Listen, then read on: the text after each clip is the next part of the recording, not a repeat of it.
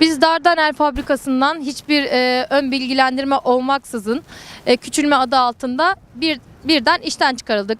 Bir önceki günden listeler geldi. 2 günde 200'e yakın işçi birden işten atıldık.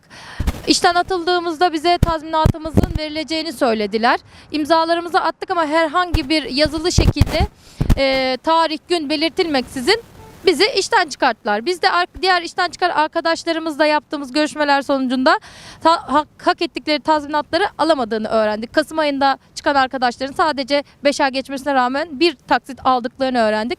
Tabii ki bu bizde zaten maaşını doğru düzgün alamayan işçiler olarak bir güvensizlik oluşturdu. Biz de Dardanel'i hakkımızı vermek için ne yapabiliriz diye konuştuk arkadaşlarla, bir direniş başlattık.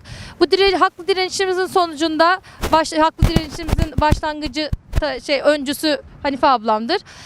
Bu direnişimizin sonucunda bazı arkadaşlarımız haklarını aldılar. Şu anda bilgimiz dahilinde sadece Şubat ayı kaldı diye biliyoruz ama ulaşamadığımız arkadaşlarımız da var.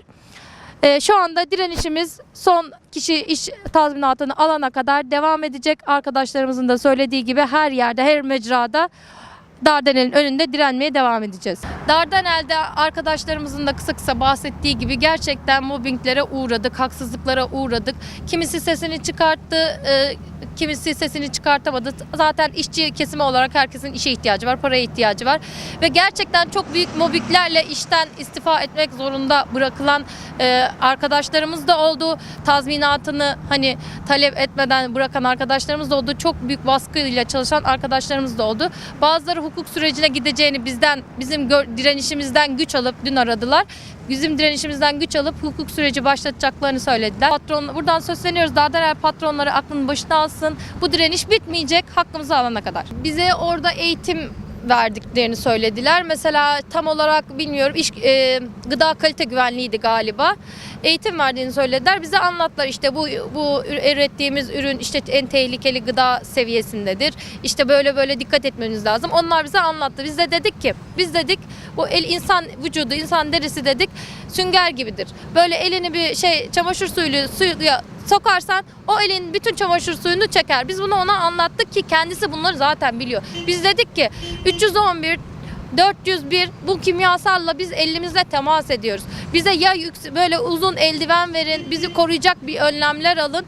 Bize bunu not aldıklarını, düşüneceklerini söylediler ama ben 1,5 senedir oradayım. Hiçbir şekilde bir gelişme sağlanmadı. Arkadaşlarımızın da dediği gibi bir siperlik gibi bir şey verdiler ve çok kalitesizdi. Bu önümüzdeki düşüyordu ve onu zaten cebimize falan üretim alanına sokamayız. O dolaplarda kalması gerekiyordu. Üretimden çıkıp onu almak da çok zordu. Onun yerine bir küçük gözlük talep ettik. 5-6 tane getirdiler, denediler. Kullananlar çok memnun kaldı. Bunu biz istedik. Cebimize de koyarız, kullanırız. En azından gözümüz korunsun dedik. Bunun da maliyetinin yüksek olduğu gerekçesiyle getirmediler. Ne yazık. Hiçbir şekilde iletişime Fabrika getirdiler. içinde çalışırken de görmezden geliyorlardı, duymazdan geliyorlardı taleplerimizi. Şu anda da aynı şekilde. Biz yıllardır oradaki kimyasallarla çalışmamayı istediğimizi, bize zarar verdiğini, değiştirilmesini önerdik.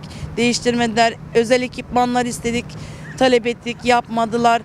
İş gücümüzün, yani kendi beden gücümüzün belirli bir seviyede olduğunu, makinelerin biraz daha düşük seviyelerde çalıştırılmasını söyledik, talep ettik. Yani hiçbir talebimize bugün ne kadar biz yanıt alamadık ki bu saatten sonra tazminatlarımız konusunda bize cevap verdi. Hiç muhatap yok yani. Yok sayıldık. Yani sesimiz hiçbir şekilde duyulmuyor. 1,5 senedir Sushi'da çalışıyorum. Operatör olarak, ama operatör işletme primi olarak hiçbir şekilde haklarımı almadım. Yani 2025 Nisan ayından beridir başındayım. Deneme süresi ne kadar olabilir arkadaşım? Yani çok saçma geliyor bana cidden. Ve de son kapanmaya yakın beni operatör yapacaklardı güya. Ondan sonra bana bir şey imzalattırdılar. Mevcutta operatör olmadığı için. Ben bunu imzaladıktan sonra baktım. Yani bu ne demek oluyor? Operatör olmadığı için sen buraya öylesine makine başında duracaksın. Mevcutta operatör olmadığı için. Bu şekilde bir düzen var. Saçma bir düzen. Zaten kapanacağı belliydi. Ama tam olarak kapanacağını biz anlayamadık. 2 var diye düşer diye düşünüyorduk. O şekilde olur diye düşünüyorduk. Onlar kapatacağını zaten emin oldukları için yıldırma politikasına büründüler resmen. Mobbinglerle, baskılarla işte tekniğin işini bize yıktılar mesela. Ben ağır materyalleri taşımak zorunda değilim.